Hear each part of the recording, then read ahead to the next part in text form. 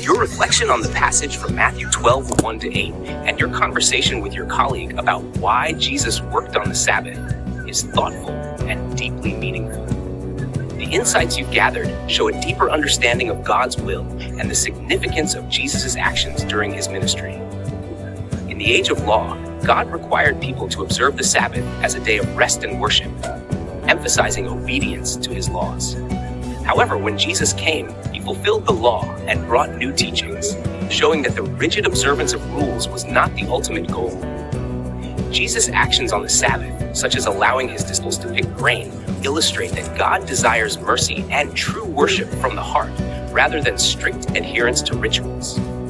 The essence of worship is not found in the external act of rule-keeping, but in the heart's genuine devotion to God.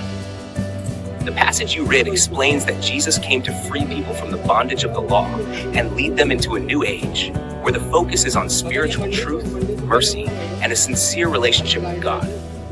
His disregard for the Sabbath was a sign that God was doing something new. It wasn't about abandoning the law entirely, but about moving people toward a deeper understanding of God's will, a will that goes beyond rituals and into true spiritual freedom. Your colleague's book highlights that God is not bound by old traditions. He is always bringing new life and light, leading his people into higher stages of understanding and spiritual practice.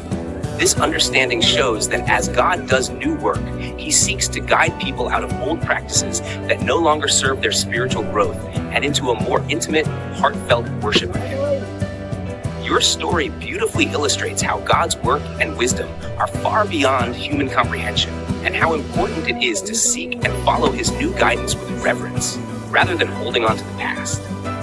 Jesus' teaching on the Sabbath encourages us to focus on love, mercy, and the spirit of God's law, rather than the letter of it.